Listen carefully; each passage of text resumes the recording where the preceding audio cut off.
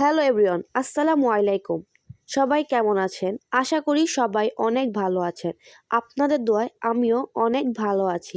এত সকালে আজকেও আবার কোথায় যাচ্ছি এটাই তো ভাবতেছেন। হ্যাঁ, আজ আমরা যাচ্ছি নানার পুকুরে মাছ ধরতেছে, ওই মাছগুলো বাসায় নিয়ে আসার জন্য আর দেখার জন্য যে কিভাবে মাছ ধরতেছে। তো চলেন দেখি কি কি মাছ ধরছে আর কে কে মাছ ধরতেছে। প্রথমে গিয়েই দেখি এক আঙ্কেল মাছ নেওয়ার জন্য দাঁড়িয়ে আছে। সে হয়তো 5 থেকে 6 কেজি মাছ নিছিল। আরেক আঙ্কেল মাছ নিছিল 9.5 কেজি। আসলে ওই আঙ্কেলের ভিডিওটা করা হয় নাই। তো আমার ভাই একটা সরপুঁটি মাছ ধরে ওই ওর ব্যাগের ভিতরে রাখতেছিল, যে ও কি কি মাছ নেবে ওই ব্যাগের ভিতরে রাখছিল সরপুঁটিটা। এই চাঙ্গারিতে ছিল সব হলো পাঙ্কাশ মাছ, আর এটা হলো আমার নানি। আর সবাই দেখতেছিল যে কতগুলা মাছ ধরছে। আর ওই যে ওই আঙ্কেলটাই মাছ নিছে, এটা হলো আমার আব্বু। আব্বুর আম্মু বলতেছে পেটটা নিয়ে দাঁড়া রয়েছে। আর এই চাঙ্গারিতে মাছ ছিল হলো সরপুঁটি, সিলভার কাপ, কালীবাউস, রুই, মানে অনেক রকমের মাছ ছিল। তো এগুলা বাসায় নিয়ে আসার সময় এই যে ভিডিওটা করা হয়েছে ব্রিজ থেকে। আমাদের বাসার সামনে একটা ব্রিজ আছে, তো অনেক সুন্দর লাগছিল জায়গাটা, তখন মানে ভিডিওটা করা হয়েছে। বাসায় এসে ভোলের ভিতরে মাছগুলো ঢেলে নিচ্ছিলাম।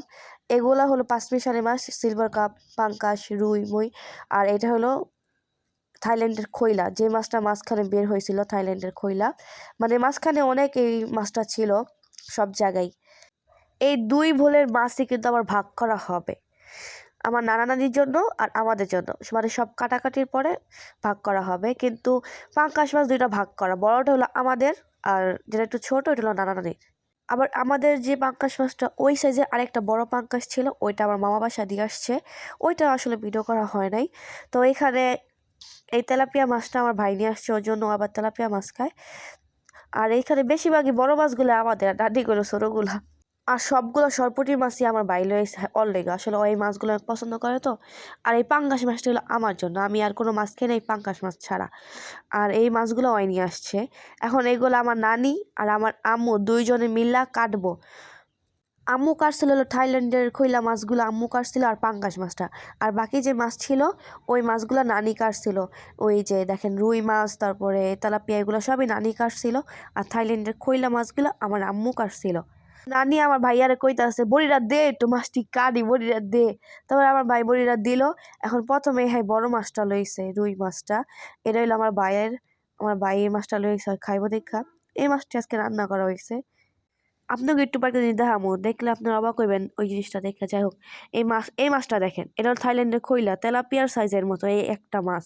মানে থাইল্যান্ডের খৈলাগুলো এত বড় হয়, দেখেন কত বড় হয়েছে। খৈলা মাছ যদি এত বড় হয় তাহলে আর কি করার, কারণ বাংলাদেশ উন্নতি হয়ে গেছে গা। আপনাদের যেটা দেখা চেয়েছিলাম, এই দেখেন এখানে একটা বালতি আর ওই কিনারে একটা পাতিল। এই পাতিলের মাছগুলো সব হলো আমাদের, আর এই বালতির মাছগুলো হলো সব আমার নানির। এখন পাঙ্গাস মাছ কাটবে।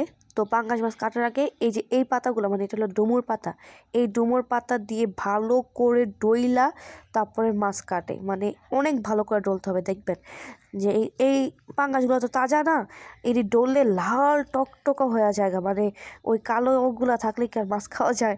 তো এগুলো ডললে একদম লাল হয়ে যায়। মনে হয় কি রক্ত এখন এই শরীরে ওইটাইতে আছে। দেখেন এত লাল দেখা যাইবো। এই যে দেখেন কেমন লাল হয়ে গেছে গা। আবার অনেকে আছে এই মাছ ডলেও না, না ডইলাই খায়। আমি আবার কিছু কিছু বাসায় দেখছি যে এই মাছ ডলেও না, না ডইলাই রাইন্দা রাইখা দেয়। আর যাগো মন কালো হেরা পাঙ্গাস মাছ দিব না, ডইলা খায় না। এগুলো আমরা ভালো করেই জানি। আচ্ছা যাক, সব মাছ কাটা শেষ। দেখেন ভিডিওটা এই পর্যন্তই। সবাই ভালো থাকবেন, দোয়া করবেন আমাদের পেশা যেন দূরে দূরে যায়। আর যারা আমাদের পিছে লাইক আছে হেরা যেন ভালো থাকে। আল্লাহ হাফেজ, আসসালামু আলাইকুম।